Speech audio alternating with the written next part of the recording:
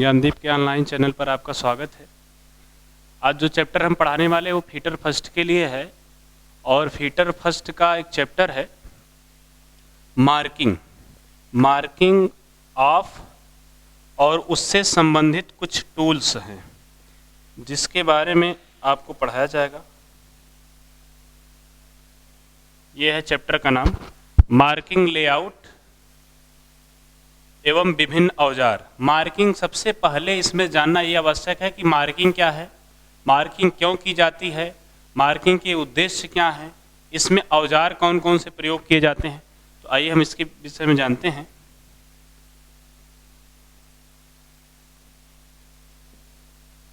सबसे पहली बात यह है इसमें कि मार्किंग ऑफ क्या है। मार्किंग ऑफ जानने से पहले हमको जानना होगा कि मार्किंग क्या है, मार्किंग किसे कहते हैं, अर्थात मार्किंग होती क्या है। तो जब हम किसी भी जॉब को वर्कशॉप में बनाते हैं तो सबसे जो पहली प्रक्रिया है वो मार्किंग ही है, क्योंकि किसी भी जॉब को बनाने के लिए उसके माप के अनुसार उस पर जो चिन्हन किया जाता है, जो चिन्ह लगाया जाता है, उसे ही मार्किंग कहते हैं। और मार्किंग के लिए कई औजार हैं, जैसे स्क्राइबर हो गया, डिवाइडर हो गया, स्केल का भी यूज किया जाता है उसको मापन करने के लिए। इसके अलावा कई प्रकार के हैं, जिस तरह के आपके कार्य होंगे उसी तरह से उपकरण आप उपयोग करेंगे। तो मार्किंग क्या है? मार्किंग वह प्रक्रिया है जिसके अंतर्गत जॉब को बनाने से पहले उस जॉब पर चिन्हन किया जाए, माप के अनुसार चिन्हन किया जाए, मार्किंग कहलाती है। फिर उसके बाद बात आती है कि आखिर मार्किंग की प्रक्रिया क्या है, उद्देश्य क्या है मार्किंग की। तो जो मार्किंग के उद्देश्य, मार्किंग करने से क्या होता है, जॉब में जो हम जॉब बना रहे हैं उसमें गलतियों की संभावना बिल्कुल नगण्य के बराबर हो जाती है, गलतियां कम होती हैं। उसके अलावा कार्य जल्दी हो जाते हैं। ये सब इसके कुछ विशेष उद्देश्य हैं। तो मार्किंग, अब मार्किंग हो गया, अब हम आते हैं मार्किंग ऑफ पर। आखिर मार्किंग ऑफ किसे कहते हैं, ये मार्किंग ऑफ क्या चीज है। मार्किंग ऑफ तो किसी भी जॉब को बनाने से पहले जो मार्किंग करने की प्रक्रिया है उस प्रक्रिया को हम कहते हैं मार्किंग ऑफ। और मार्किंग किसे कहते हैं, किसी भी जॉब पर चिन्ह लगाना जो होता है, वो चिन्हन जो होता है उसको मार्किंग कहते हैं। और मार्किंग ऑफ क्या है कि मार्किंग की प्रक्रिया को हम मार्किंग ऑफ कहते हैं, मतलब जो हम कार्य करते हैं उस पर, इसी कार्य को हम मार्किंग ऑफ कहते हैं। फिर बात आती है कि मार्किंग मीडिया क्या है, दूसरी है हेडिंग है मार्किंग मीडिया। अब आखिर मार्किंग मीडिया क्या होता है। तो किसी भी जॉब को मार्किंग करने से पहले कुछ उस पर लेपन किया जाता है जिससे कि मार्किंग आसान हो सके, दिखे। अब उसके लिए क्या करना है, देखिए कुछ इस प्रकार से है।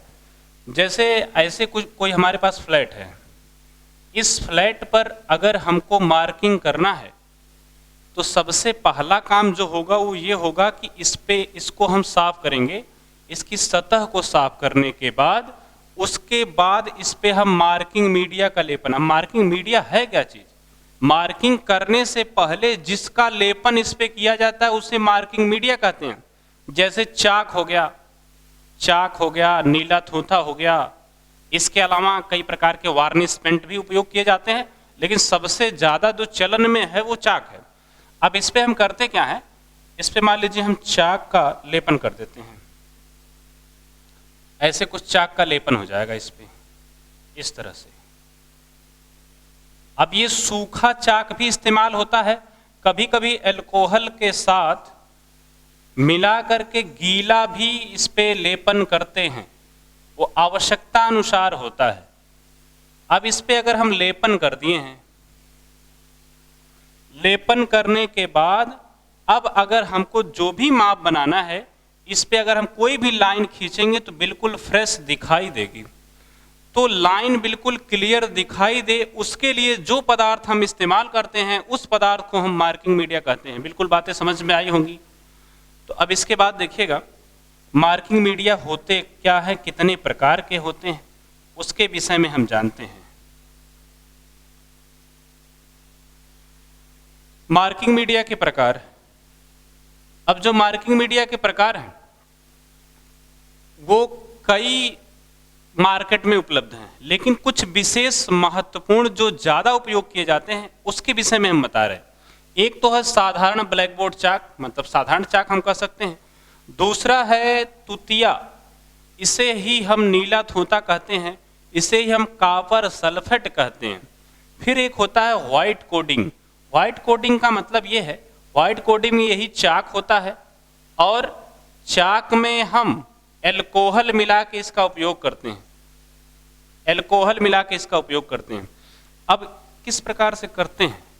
सबसे पहले अगर ब्लैक बोर्ड चाक की हम बात करें तो ये बिल्कुल सूखा ब्लैक बोर्ड चाक, जाब की सतह पर इस पे जो है रगड़ेंगे तो पूरा इस सतह जो है सफ़ेद हो जाती है। उस पे हम उसके अनुसार मार्किंग कर लेते हैं। मार्किंग करने के बाद पूरा स्टेप समझिएगा। पहले हमको ये मिला है एक जाब, इसके हम चारों किनारों को पहले सही करेंगे। किसके किसके इस्तेमाल से सही होगा? ये होगा ट्राई स्क्वायर के इस्तेमाल से। फिर उसके बाद दूसरी प्रक्रिया हमारी होगी, इस जाब पर हम मार्किंग मीडिया का लेपन करेंगे। इस प्रकार से पूरा सतह ढक लेगा, इस तरह से लेपन हो जाएगा। और लेपन होने के बाद जो तीसरी प्रक्रिया होगी वो इसी पर जब ये सूख जाएगा, अगर ये सूखा चाक है तो कोई बात नहीं, लेकिन अगर गीला मार्किंग मीडिया उपयोग किया जाता है तो इसे सूखने तक का इंतजार करना होगा। जब ये सूख जाएगा तो इसके बाद इस पे हम मार्किंग करेंगे दी गई माप के अनुसार, जैसा भी करना होगा। बिल्कुल रेखाएं खींचना है, रेखाएं खींचिए। और मार्किंग किससे करेंगे? मार्किंग करते समय हमको क्या क्या चाहिए? स्केल चाहिए। छोटी मार्किंग है तो स्केल वगैरह हो जाता है, स्केल। उसके बाद फिर जो है ट्राई स्क्वायर हो गया, ट्राई स्क्वायर भी आवश्यक है। फिर उसके बाद एक और औजार है स्क्राइबर, जिससे हम रेखाएं खींचते हैं। उसके अलावा डिवाइडर का भी यूज हो सकता है।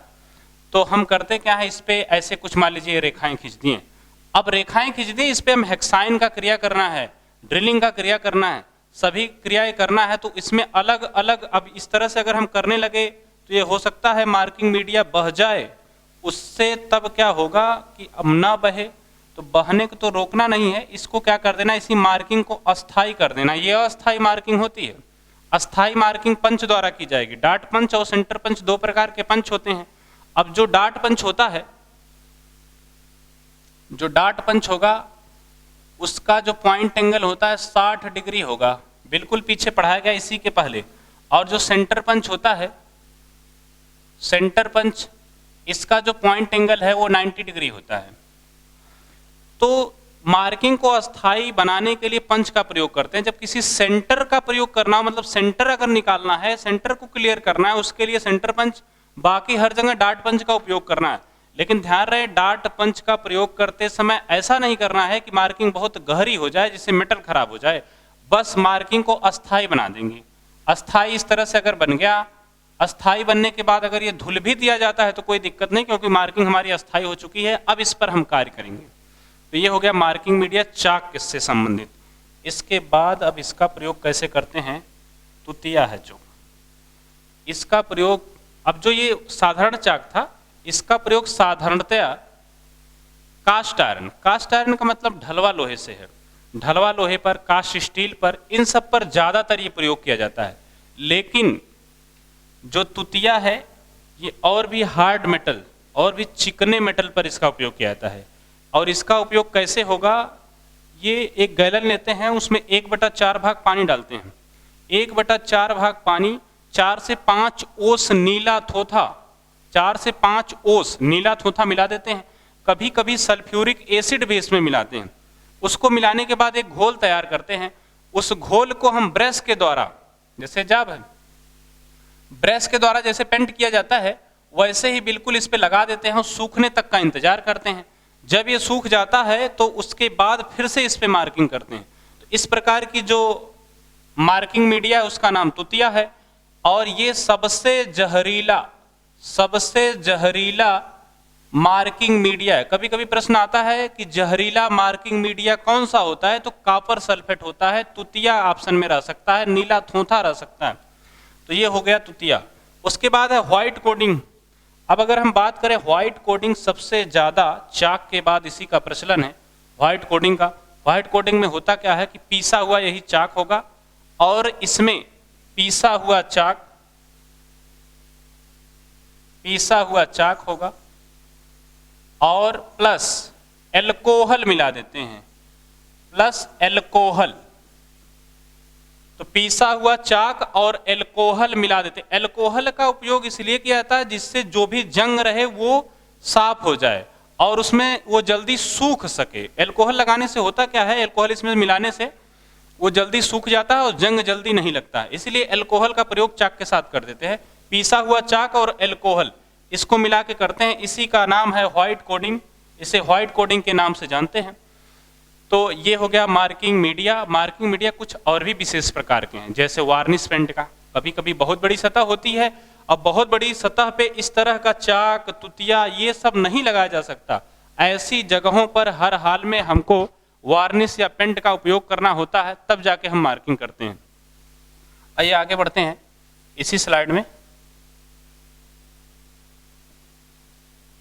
अब बात करते हैं कि आखिर मार्किंग के नियम क्या क्या हैं, मार्किंग के नियम क्या होते हैं, किस प्रकार से मार्किंग करनी होती है, इसके विषय में बताया गया। वैसे तो हम पहले भी बता चुके अभी इसी में कि किस तरह से मार्किंग करना है, कम मार्किंग का स्टेप आता है, लेकिन फिर एक बार देखते हैं।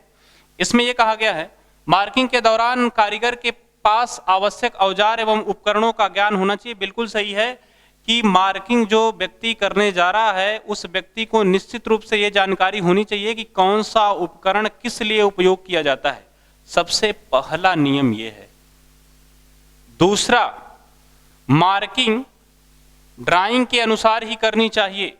बिल्कुल मार्किंग ड्राइंग के अनुसार ही करनी चाहिए, क्योंकि ड्राइंग के अनुसार अगर मार्किंग नहीं करेंगे तो उस मार्किंग का कोई मतलब ही नहीं है, वो मार्किंग खराब है, जाब खराब हो जाएगा। फिर से है, पंचिंग ज्यादा गहरी नहीं होनी चाहिए। वही जो हमने बताया था कि डाट पंच का जो उपयोग करते हैं बहुत गहरे, मतलब ऐसा नहीं है इस तरह से ये जाब बना हुआ है, इस पे मान लीजिए हमको पंचिंग करनी है। अब हमको ऐसा नहीं करना कि जितना हमारे अंदर बल है उतना लगा करके ऐसे पंच लगाते हैं, पंच लगा के इस पे हैमर का प्रयोग करते हैं। ऐसा हैमर पूरा बल लगा के इस पे नहीं करना कि पूरी गहरी मार्किंग हो जाए जिससे जाब खराब हो जाए। हल्की मार्किंग करनी होती है, और हल्की मार्किंग का मतलब बस वो सिर्फ दिखे, मिट न सके, और अस्थाई बना देते हैं हम मार्किंग को। तो बहुत ज्यादा गहरी पंचिंग नहीं करनी चाहिए। फिर उसके बाद है वृत्त या चाप खींचने के लिए डिवाइडर या ट्रेमल का उपयोग करते हैं। अब ये शायद दिख नहीं रहे होगा। वृत्त या चाप, जो वृत्त हो मतलब इस तरह से सर्किल या कोई ऐसे चाप बनाना हो, इस तरह का अगर प्रयोग करना है तो इसके लिए हम या तो डिवाइडर का प्रयोग करते हैं, डिवाइडर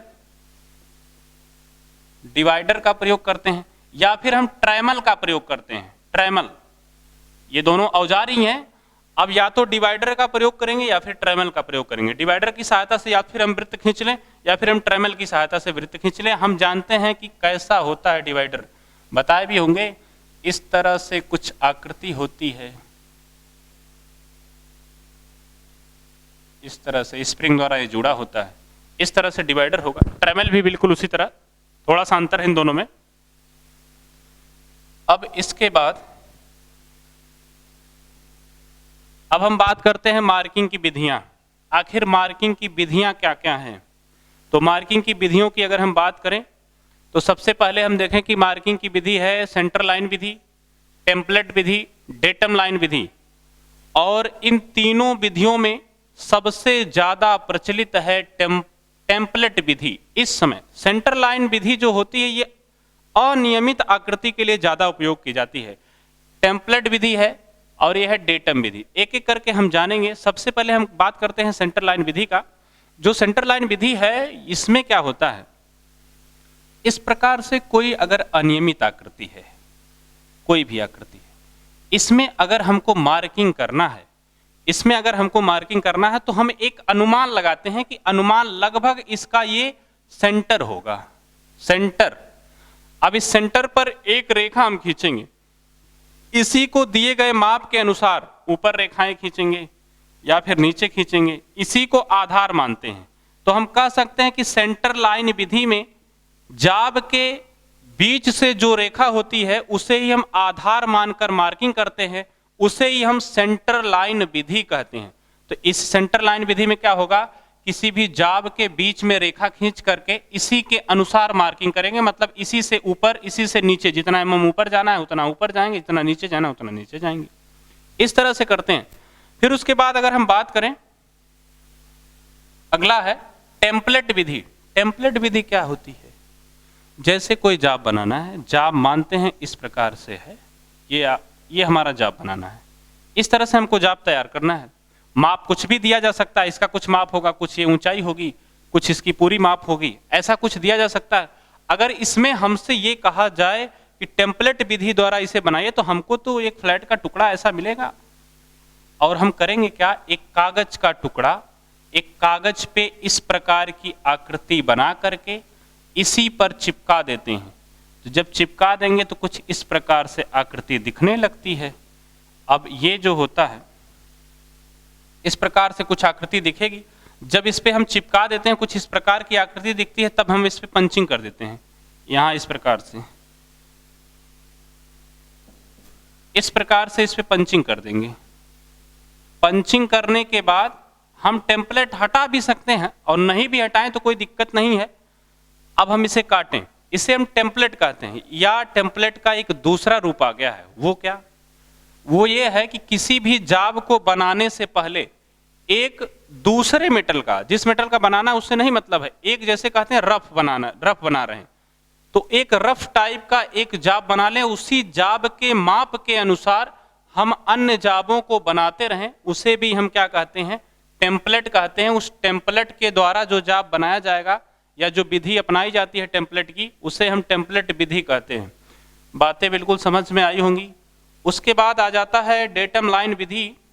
डेटम लाइन विधि जो होती है, ये है डेटम लाइन विधि। इधर से दिख नहीं रहा होगा, ये है डेटम लाइन विधि। डेटम लाइन नाम से ही पता चल रहा है, जो डेटम लाइन होती है ये नीचे से लिया जाता है, और हमारे वर्कशॉप में, फीटर वर्कशॉप में सबसे ज़्यादा इस समय इसी का उपयोग है। टेम्पलेट का तो सबसे अच्छा, सबसे आसान तरीका ये है, ज़्यादातर उपयोग हो रहा है, लेकिन अपने वर्कशॉप में जैसे ITI वगैरह लड़के करते हैं तो ज़्यादातर यही डेटम लाइन विधि का उपयोग करते हैं। इसमें क्या करना होता है, एक सतह को रिफरेंस सतह मान लेते हैं, कोई भी एक सतह, हम बिल्कुल भी स्वतंत्र हैं, चारों किनारों में से कोई भी एक किनारा जो है हम रेफरेंस मान लेते हैं, और इसी में ट्राई स्क्वायर लगा करके सभी सतहों को इसी के अनुसार तैयार कर लेते हैं। जब सभी सतह इसी के अनुसार तैयार हो जाती हैं, तब उसके बाद तैयार कैसे करना है, जैसे इसमें अगर ट्राई स्क्वायर लगाते हैं, ट्राई स्क्वायर कुछ इस प्रकार से होगा।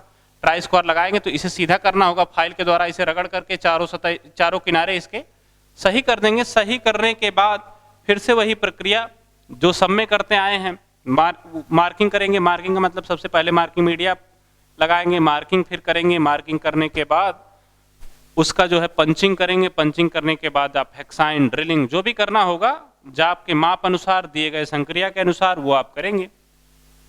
तो इस प्रकार से है।